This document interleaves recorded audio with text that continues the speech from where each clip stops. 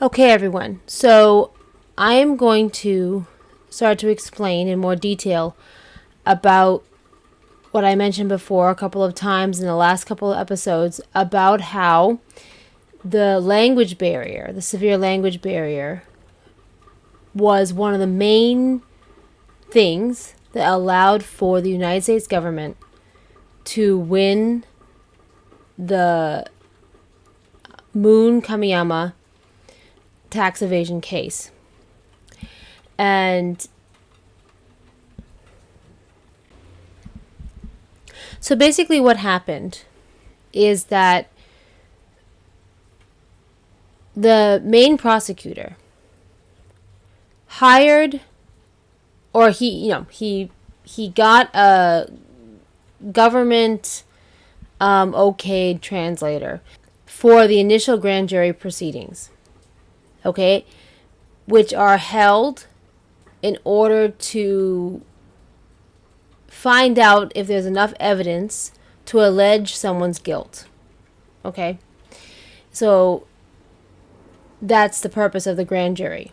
And I think that it's very, very important to mention that, first of all, back in the 80s, even as late as the early 80s, still witnesses did not have the right to the choice of their own translator.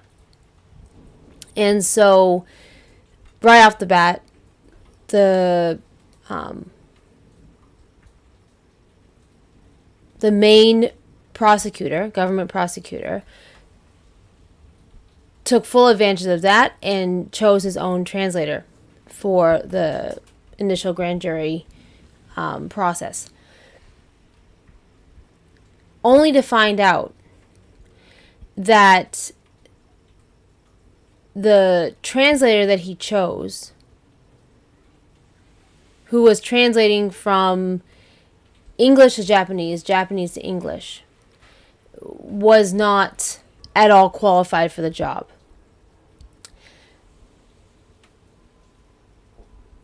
Now, I think it's really important to point out that this was not at all the fault of the translator himself, although maybe I'm being too lenient on him, but he wasn't at all prepared for what he was getting into, and I don't think he realized fully what it was he was getting into. He was just taking a job, and he obviously didn't understand or know the malicious motivation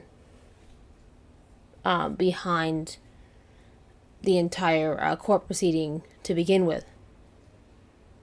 But basically, the head prosecutor was suspicious of his own choice of translator because the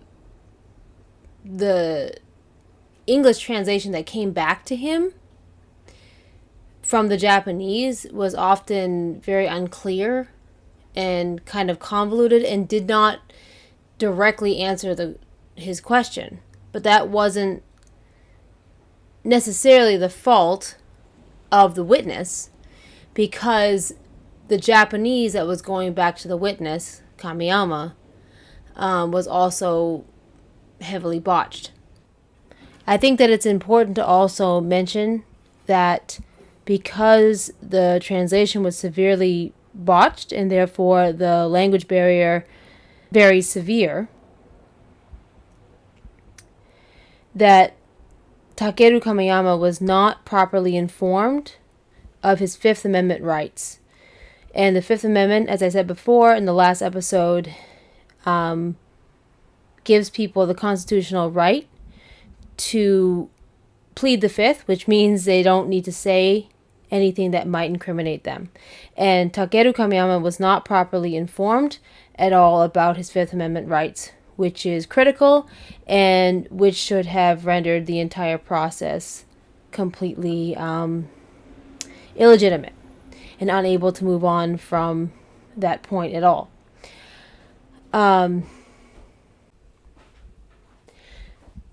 To To this day, the U.S. government still has the documented proof of the severely botched translation of the grand jury proceedings.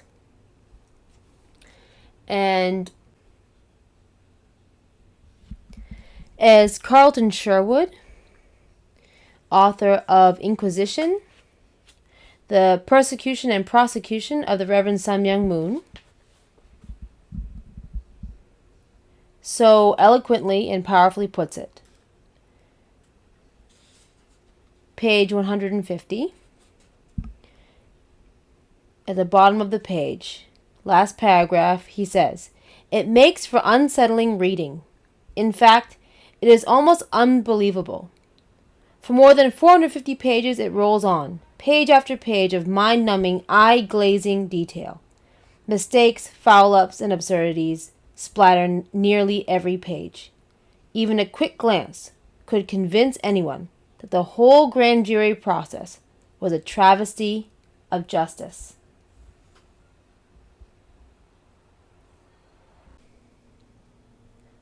Carlton Sherwood is referring to the document that the head male prosecutor had retranslated. So it was the transcripts from the grand jury proceedings that he had retranslated by another professional Japanese translator. And what that paragraph so powerfully and clearly states is exactly what happened. The secondary translator, who was much more equipped to interpret what had happened, not only the language, which was obviously essential, but also to interpret what happened legally.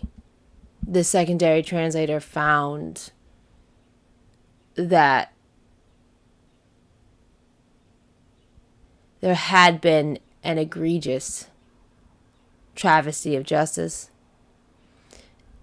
and ultimately that there was something extremely foul in American law fundamentally, especially in regards to foreigners. And it was this court case. It was this case, the Moon Kamiyama versus the United States tax evasion case, that stimulated those who were either fair-minded, those senators and those people in power who were either fair-minded and did have a sense of justice and equality for the unification movement in the first place, or just people who realized in horror after the fact. But nonetheless, people who had gathered around the unification movement and therefore worked to remedy this glaring hole in the American judicial system that basically allowed for bigotry, racism, xenophobia, and all manner of other prejudice to run rampant in the American judicial system and the media and even other religious organizations that were well established and often extremely wealthy and often extremely abusive with that wealth and with that clout.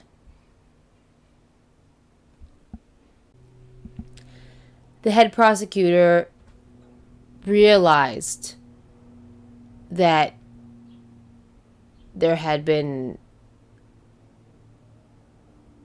an extreme fuck up and that he was about to lose his entire case. And he wasn't going to be able to go on from there. And so he kept it to himself. He hid the evidence of the botched grand jury proceedings and translation. And later on it did come out, but although it was extremely good that the truth was able to be laid bare, both nationally and internationally, by that point, I believe Moon and Kamiyama had both served time in prison. And because of this lack of knowledge in regards to the severe language barrier, all throughout the trial and then all throughout the appeals court, all the way to the Supreme Court.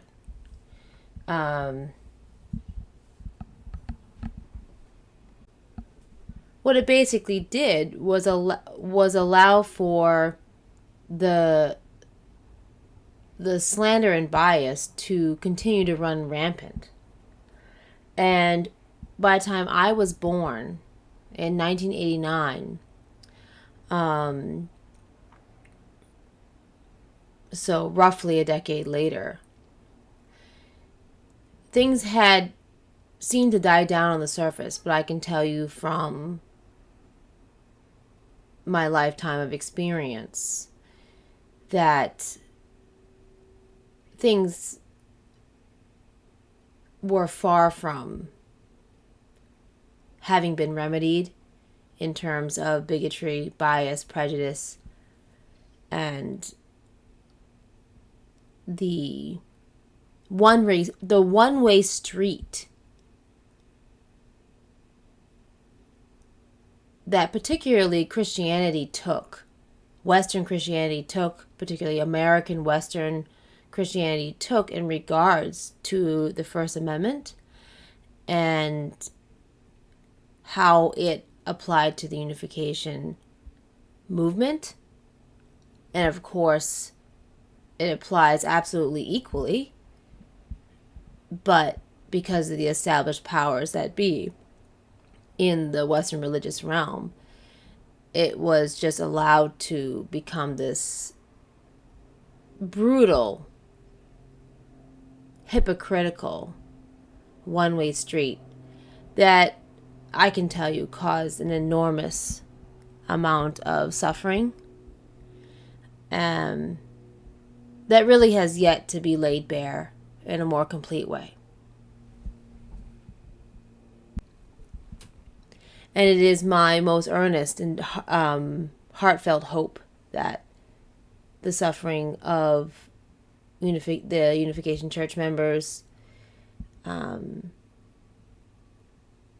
by extension their children and their friends and community, what happened as a result of this egregious hypocrisy and one-way street,